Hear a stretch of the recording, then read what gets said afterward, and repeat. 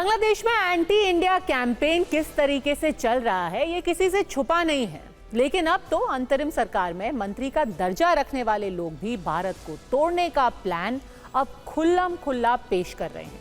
और इनमें सबसे आगे हैं मोहम्मद यूनुस का वो प्यादा जिसे शेख हसीना के तख्ता पलट का दिमाग बताया जाता है। नाम है महफूज आलम।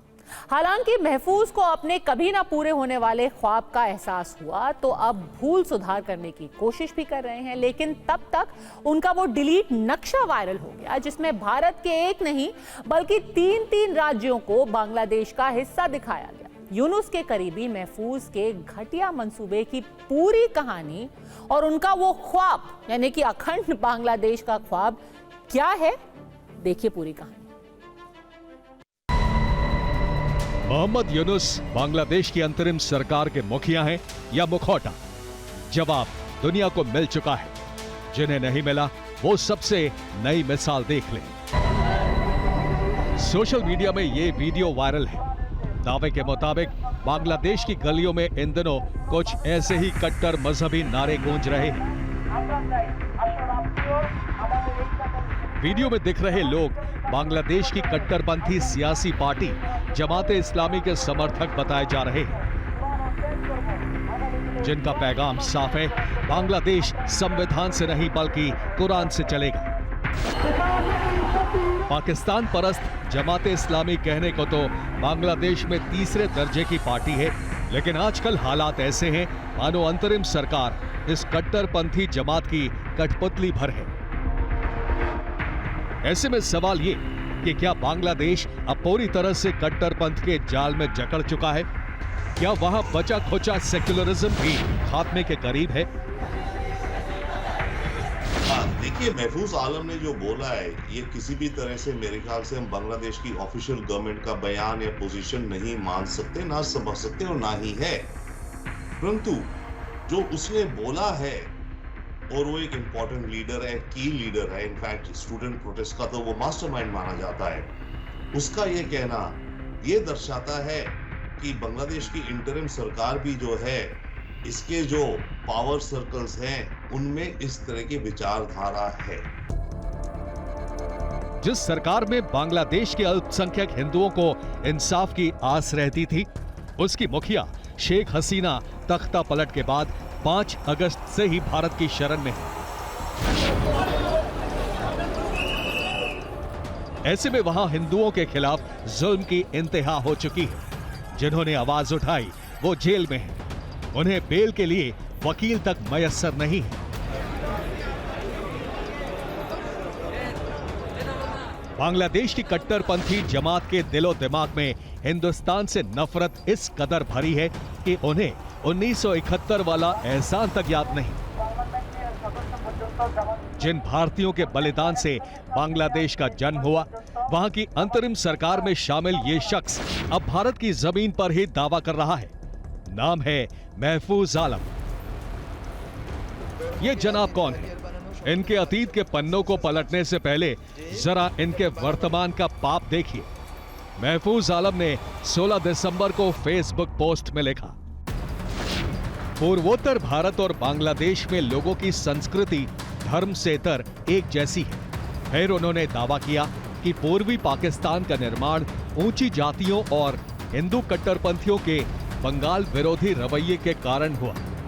आगे लिखा, भारत ने एक नियंत्रण और यहूदी बस्ती कार्यक्रम अपनाया है। भारत से सच्ची आजादी सुनिश्चित करने के लिए हमें 1975 और 2024 को दोहराना होगा। महफूज आलम ने भारत को तोड़ने का मंसूबा ठीक उसी दिन साझा किया जिससे भारत और बांग्लादेश विजय दिवस के तौर पर मनाते हैं, यानी वो दिन जब भारतीय सेना की जांबाजी के आगे पाकिस्तान को घुटने टेकने पड़े और फिर दुनिया के नक्शे पर एक नए देश के तौर पर बांग्लादेश का जन्म हुआ।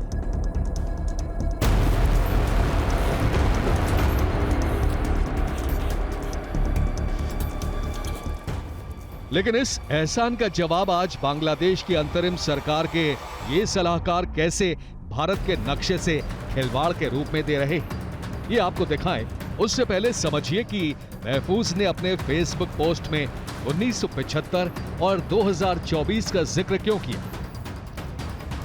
तो 1975 यानी वो साल जब बांग्लादेश के संस्थापक शेख मुजीबुर रहमान समेत उनके परिवार के 18 लोगों का कत्लेआम हुआ, और 2024 यानी ये साल जब बांग्लादेश में शेख हसीना का तख्ता पलट हुआ। इन सालों का जिक्र कर महफूज आलम ने अपने पोस्ट में आगे लिखा, दोनों घटनाओं के बीच 50 साल का अंतर है, लेकिन कुछ भी नहीं बदला। हम भूगोल और व्यवस्था में फंस गए हैं। हमें एक नए भूगोल और व्यवस्था की जरूरत होगी। महफूज आलम ने दावा किया कि एक छोटा सीमित घेरा हुआ बांग्लादेश कभी भी सच्ची आजादी हासिल नहीं कर पाएगा। इस नफरती पोस्ट की अगली लाइन थी, आज बांग्लादेश का जीवन 2024 में शहीदों के बलिदान के जरिए मुक्ति की तलाश कर रहा है, और ये सिर्फ शुरुआत है, अंत नहीं। इस तख्ता पलट के नेतृत्व को पता है कि उनकी लड़ाई खत्म नहीं हुई है। आगे लिखा, वो अभी भी इस लड़ाई को खत्म करने के लिए अपनी जान देने के लिए तैयार है। फिर भी हमारी शहादत से अंतिम विजय और मुक्ति में तेजी आए।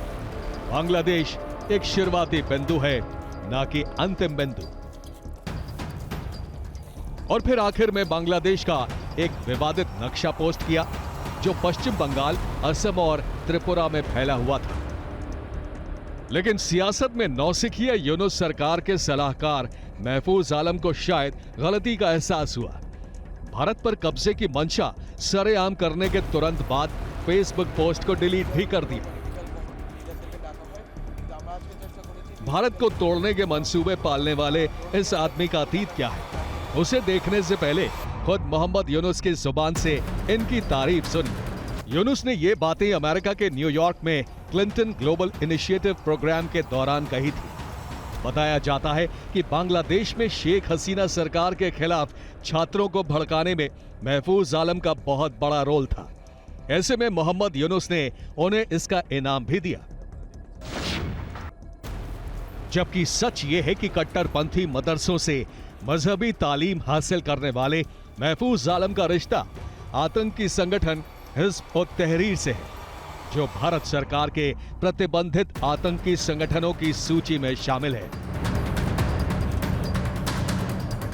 जाहिर है यूनुस भी महफूज के अतीत से वाकिफ रहे होंगे। बावजूद इसके उन्होंने इस कट्टरपंथी को अपना सलाहकार क्यों चुना, ये समझ से परे है, क्योंकि खुद यूनुस की समझ पर सवाल खड़े करना नादानी ही मानी जाएगी। Came, it's not like that. Very well designed. Even the leadership pattern, people don't know who the leader is. Bureau report, TV9, Bharatvarsh. लग तो ऐसा है जैसे बांग्लादेश की मौजूदा सरकार मेमोरी लॉस का शिकार हो गई हो। ये तस्वीर जो हम आपको दिखाने वाले हैं, आज भी हर भारतीय का सिर गर्व से हिमालय सरीखा ऊंचा कर देती है। तस्वीर 16 दिसंबर 1971 की है, जब सिर्फ 13 दिन की जंग के बाद भारतीय सेना के आगे पाकिस्तानी फौज पस्त हो गई और उसके 93,000 सैनिकों ने भारतीय सेना के सामने हथियार डाल दिए। तभी से 16 दिसंबर की तारीख को भारत और बांग्लादेश के लोग विजय दिवस के तौर पर मनाते हैं। इस साल भी 54वें विजय दिवस का जश्न भारत की 140 करोड़ जनता ने मनाया। इस मौके पर प्रधानमंत्री मोदी ने 1971 के शहीदों को याद किया, उनके बलिदान को नमन किया। उन्होंने भारतीय सैनिकों के निस्वार्थ समर्पण और टूट संकल्प की दिल खोलकर तारीफ की। लेकिन न जाने क्यों बांग्लादेश की अंतरिम सरकार के सलाहकार आसिफ नजरुल को इस बात से मिर्ची लग गई। उन्होंने प्रधानमंत्री मोदी के सोशल मीडिया पोस्ट को शेयर करते हुए फेसबुक पर क्या लिखा वो आप देखिए। मैं इसका कड़ा विरोध करता हूं। 16 दिसंबर 1971 को बांग्लादेश का विजय दिवस मनाया गया। भारत इस जीत में महज एक सहयोगी था, इससे ज्यादा कुछ नहीं। छात्र आंदोलन के नेता हसनत अब्दुल्ला तो एक कदम और आगे निकल गए। उन्होंने क्या लिखा, अब ये आपको बताती हूं। उन्होंने लिखा, जब भारत इस आजादी को अपनी उपलब्धि के रूप में दावा करता है तो मैं इसे हमारी स्वतंत्रता, संप्रभुता और एकता के लिए खतरे के रूप में देखता हूं। हमारे लिए भारत के इस खतरे के खिलाफ लड़ना जरूरी है। हमें इस लड़ाई को जारी रखने की जरूरत है। यानी कि भारत कह रहा है कि जो 1971 में हुआ, दोनों भारत और बांग्लादेश मिल करके उन्हें उसकी सराहना करनी चाहिए। बांग्लादेश में कुछ लोग कह रहे हैं नहीं, ये हमारी संप्रभुता के खिलाफ है। ये विडंबना है कि बांग्लादेश की अंतरिम सरकार को अपने ही इतिहास के एक सुनहरे अध्याय पर अब ऐतराज होने लगा है। मोहम्मद यूनुस ने भी 16 दिसंबर को विजय दिवस के मौके पर इस मुल्क के फाउंडर शेख मुजीबुर रहमान का जिक्र तक नहीं किया, जिन्हें बंगबंधु कहा जाता है। जबकि मुजीब की बेटी शेख हसीना की सरकार को दुनिया की सबसे खराब और निरंकुश सरकार बता दिया। शेख हसीना की सरकार की आलोचना तो ठीक है, ये उनका हक है, लेकिन अपने फाउंडिंग फादर से मुंह मोड़ना बिल्कुल ठीक नहीं है। बांग्लादेश का जन्म पाकिस्तान के जुल्म सितम के खिलाफ हुआ, क्योंकि पूर्वी पाकिस्तान की बांग्ला भाषी आवाम पर पश्चिमी पाकिस्तान की हुकूमत ने अत्याचार की सारी हदें पार कर दी थी। और ऐसे में जय बांग्ला मुक्ति संग्राम का एक मंत्र बन गया। लेकिन आज हालत यह है कि बांग्लादेश में जय बांग्ला बोलना ही गुनाह है।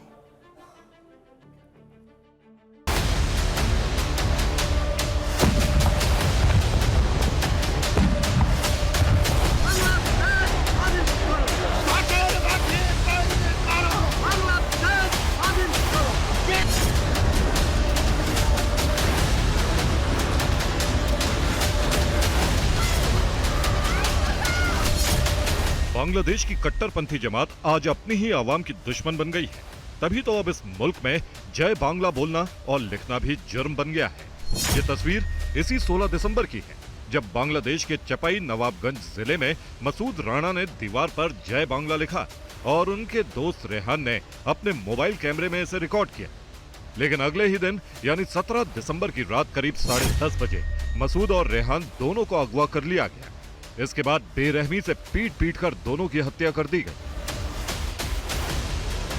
17 दिसंबर को मारे गए मसूद और रेहान दोनों ही शेख हसीना की पार्टी अवामी लीग के छात्र संगठन छात्र लीग से जुड़े थे। बांग्लादेश की मौजूदा सरकार ने छात्र लीग को बैन करने के साथ उसे आतंकी संगठन घोषित कर दिया है।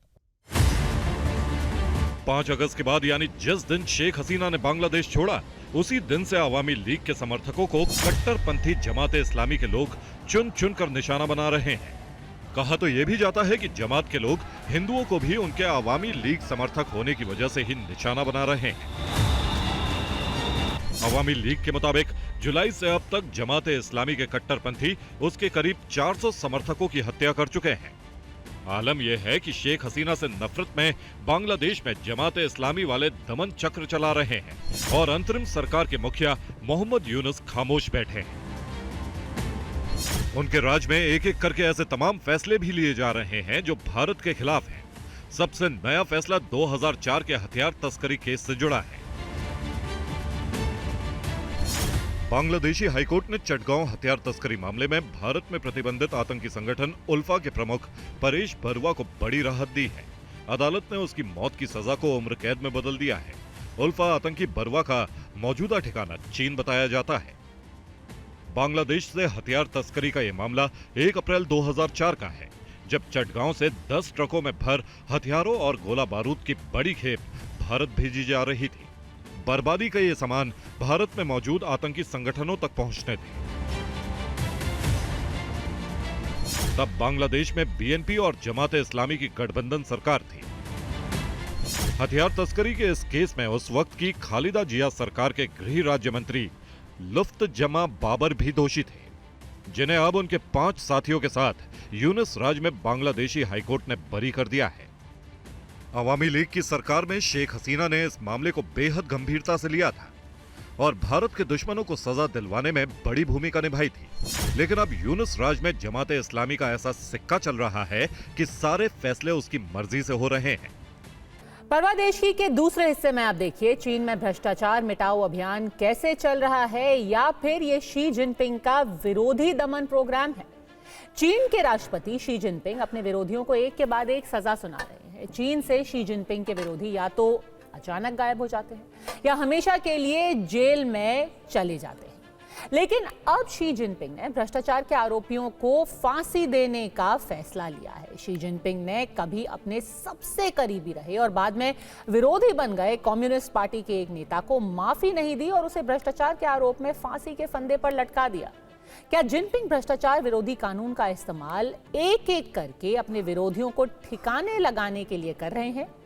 देखिए इस रिपोर्ट में। नाम लियू जिजुन, काम चीन के पूर्व रेल मंत्री, आरोप भ्रष्टाचार, सजा फांसी।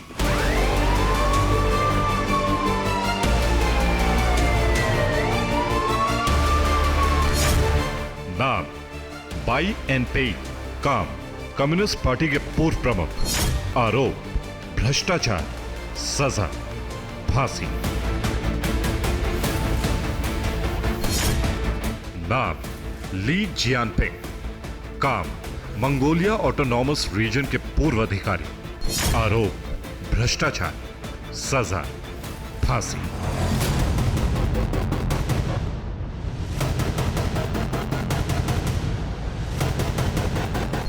ये शी जिनपिंग के खास रहे ली जियानपिंग, इसलिए क्योंकि शी जिनपिंग के आदेश के बाद मंगलवार को ली जियानपिंग को फांसी के फंदे पर लटका दिया गया। ली जियानपिंग पर चीन में अब तक के सबसे बड़े भ्रष्टाचार का आरोप लगा था।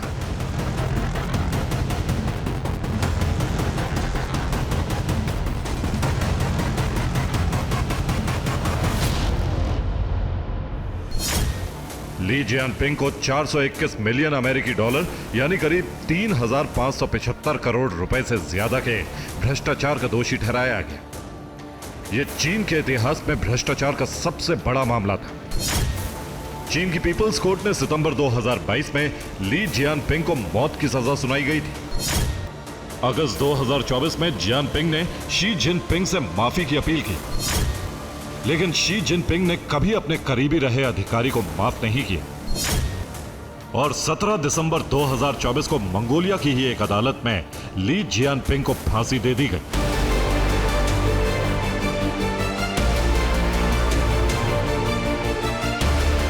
शी जिनपिंग ने ही ली जियानपिंग को उत्तरी इनर मंगोलिया में आर्थिक और तकनीकी विकास का काम करने वाली समिति का सचिव बनाया था। ली जियानपिंग ने इस काम में जमकर भ्रष्टाचार किया। सरकारी रकम की जमकर बंदरबांट हुई। दलाली और भ्रष्टाचार की खुली लूट की रकम ऊपर तक पहुंचाई गई। लेकिन ली जियानपिंग से एक गलती हो गई। वो जोश में होश खो बैठा। वो शी जिनपिंग के साथ करीबी रिश्ते होने की बात खुलेआम कहने लगा। जब भ्रष्टाचार के एक मामले में उसे गिरफ्तार किया गया तो वो तमतमा गया। उसने शी जिनपिंग के कुछ खास लोगों पर भ्रष्टाचार में शामिल होने का आरोप लगा दिया।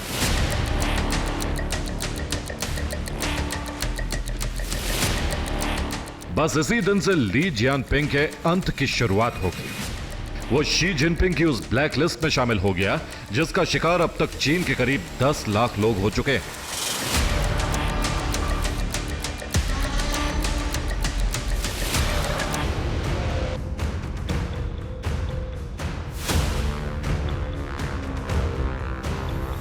साल 2012 में सत्ता में आने के बाद से ही चीनी राष्ट्रपति शी जिनपिंग ने भ्रष्टाचार विरोधी अभियान को अपने शासन का मुख्य आधार बनाया है। जिनपिंग के खिलाफ उठने वाली हर आवाज को भ्रष्टाचार विरोधी कानून का चाबुक चलाकर खामोश कर दिया जाता है। 27 नवंबर को बैंक ऑफ चाइना के पूर्व चेयरमैन लियू लियांगे को मौत की सजा सुनाई गई है। अदालत ने यह भी फैसला दिया है कि मौत से पहले उनकी सारी संपत्ति कुर्क कर ली जाए और सरकारी खजाने में जमा कर दिया जाए। लियू लियांगे ने शी जिनपिंग की आर्थिक नीतियों का विरोध किया था। इसके बाद उन पर भ्रष्टाचार के गंभीर आरोप लगे। लियू लियांगे पर 121 मिलियन युआन यानी करीब 142 करोड़ रुपए की रिश्वत लेने का आरोप लगा और आखिरकार चीन के जिनान शहर की अदालत ने बैंक ऑफ चाइना के पूर्व अध्यक्ष लियू लियांगे को मौत की सजा सुना दी।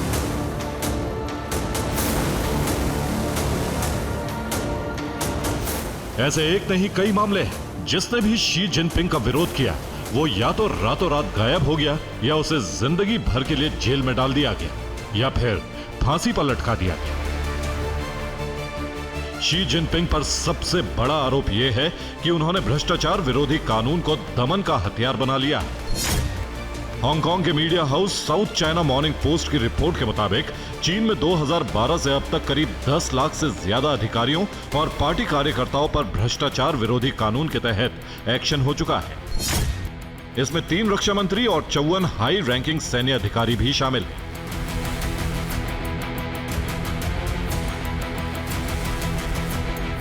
ली जियानपिंग की फांसी के बाद शी जिनपिंग ने साफ साफ चेतावनी देते हुए कहा, अगर आलोचनाओं से बचा जाएगा और गलतियां छुपाई जाएंगी तो इनसे परेशानी और बढ़ेगी। अब भ्रष्टाचारियों के खिलाफ एक्शन लेने में कोई दया नहीं दिखाई जाएगी।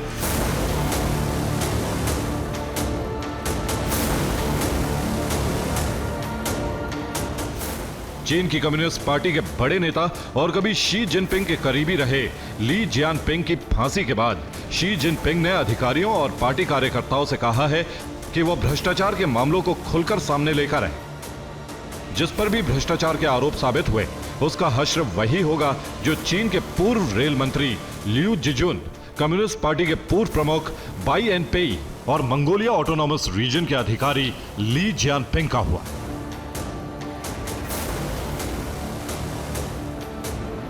Bureau report, TV9 Bharatvarsh. चीन के खुद के सरकारी आंकड़े कहते हैं कि 2012 के बाद से देश भर में करीब 30 लाख से ज्यादा अधिकारी जांच के दायरे में आए हैं। शी जिनपिंग चीन के भ्रष्टाचार विरोधी कानून का इस्तेमाल अपने विरोधियों का दमन करने के लिए कर रहे हैं, इसलिए इतनी सख्ती के बाद भी चीन में भ्रष्टाचार पर लगाम नहीं लग रही है। चीनी कम्युनिस्ट पार्टी के कई सीनियर मेंबर्स पर करप्शन के आरोप लगे हैं। चीन की जीडीपी का कम से कम 3% घूसखोरी, चोरी, भ्रष्टाचार की भेंट चढ़ जाता है। करप्शन के खिलाफ जंग को जिनपिंग ने हथियार की तरह इस्तेमाल किया। इससे जिनपिंग अपने खिलाफ होने वाली बगावत को कुचलने की कोशिश कर रहे हैं, लेकिन उनके खिलाफ चीनी सेना में ही बगावत की अब चिंगारी सुलग गई है।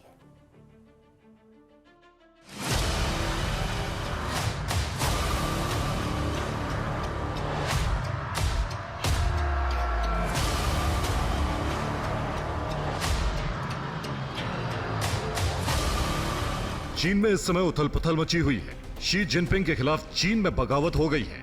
बगावत भी शी की कम्युनिस्ट पार्टी या चीन की सामान्य जनता ने नहीं की, बल्कि चीन की सेना के बड़े बड़े अधिकारी शी जिनपिंग का तख्ता पलट करने की तैयारी कर रहे हैं। शी जिनपिंग को जब तख्ता पलट की साजिश की भनक लगी तो उन्होंने पीएलए में उथल पुथल मचा दी। चीन की सेना के टॉप जनरलों को चुन चुन कर बर्खास्त किया जा रहा है। बीते कुछ महीनों में चीनी सेना के कई बड़े अधिकारी या तो गायब हो चुके हैं या फिर बर्खास्त करके जेल में डाले जा चुके हैं। पीएलए रॉकेट फोर्स के चीफ ली यू चाओ को बर्खास्त कर दिया है। इसके अलावा पूर्व रक्षा मंत्री ली शांगफू को सत्तारूढ़ कम्युनिस्ट पार्टी से निकाल दिया। शांगफू पर भ्रष्टाचार और रिश्वतखोरी के आरोप में जांच चल रही है।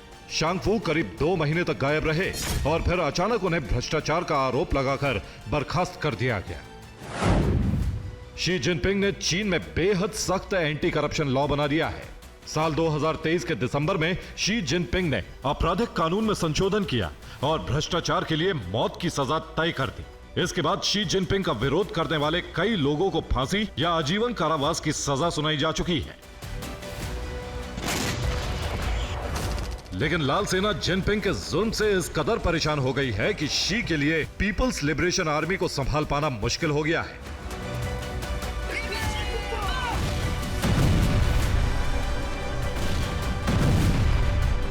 पीएलए के जनरल जिनपिंग की तानाशाही से परेशान है और जिनपिंग पीएलए के जनरलों की नाफरमानी से। शी जिनपिंग ने चीन के परमाणु हथियारों की जिम्मेदारी संभालने वाले ली यू चाओ और उनके डिप्टी को रेड आर्मी से बाहर का रास्ता दिखा दिया। इससे पहले चीन के विदेश मंत्री चिन गांग को लापता होने के बाद शी ने बर्खास्त कर दिया था। चीन में विदेश मंत्री अचानक गायब हो जाता है। चीन के एटम बमों की देखरेख करने वाले सबसे बड़े अधिकारी के बारे में किसी को खबर नहीं है। पीएलए रॉकेट फोर्स में नंबर 2 भी गायब हो गया है। ये घटनाएं संकेत दे रही हैं कि चीन में जबरदस्त उथल पुथल का दौर चल रहा है।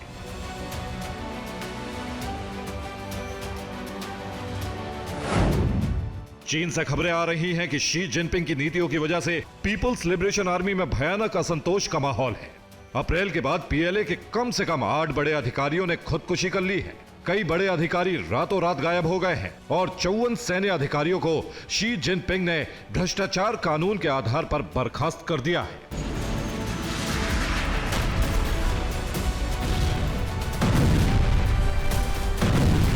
पीएलए की रॉकेट फोर्स के अधिकारी खुदकुशी कर रहे हैं, गायब हो रहे हैं या बर्खास्त किए जा रहे हैं। जिनपिंग बेदर्दी से बगावत को कुचल देना चाहते हैं। उन्हें चीनी सेना के जनरलों पर यकीन नहीं रह गया है। 2014 में शी जिनपिंग ने चीनी सेना पर अपनी ताकत बढ़ाने के मकसद से बेवजह अधिकारियों को बदलना शुरू किया।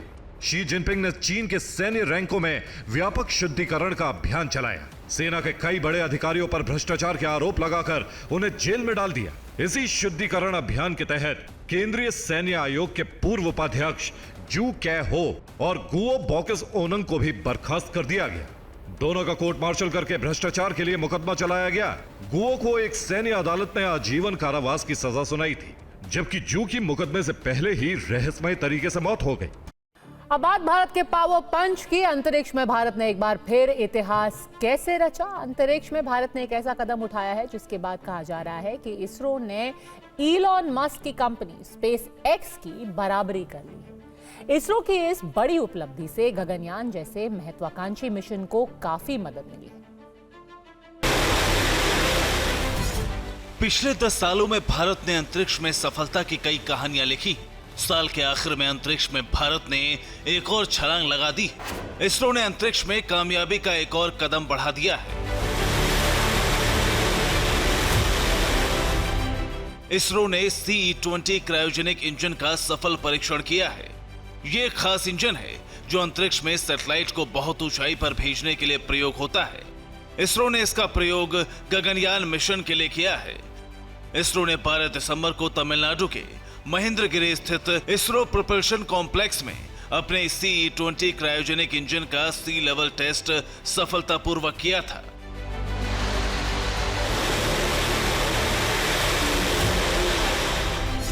दरअसल इसरो गगनयान की तैयारी में जुटा है। इस परीक्षण के साथ ही इसरो ने गगनयान मिशन की दिशा में एक और कदम को बढ़ा दिया है। इसरो की इस उपलब्धि से भारत भी अमेरिका, फ्रांस, रूस और जापान की तरह उन देशों में शामिल हो गया है जिन्होंने स्वदेशी क्रायोजेनिक इंजन विकसित किया है। ये क्रायोजेनिक इंजन पहले भी कई मिशन में काम आ चुका है। इसने चंद्रयान 3 जैसे कई सफल मिशन को शक्ति प्रदान की है। इसे भविष्य में गगनयान जैसे मिशन के लिए एडवांस बनाया जा रहा है। इससे आने वाले सालों में भारत कई और महत्वाकांक्षी अंतरिक्ष मिशन के लिए तैयार हो जाएगा। यही है भारत का पावर पंच, फिक्र आपकी, परवाह देश की। Bureau report, TV9 Bharatvarsh.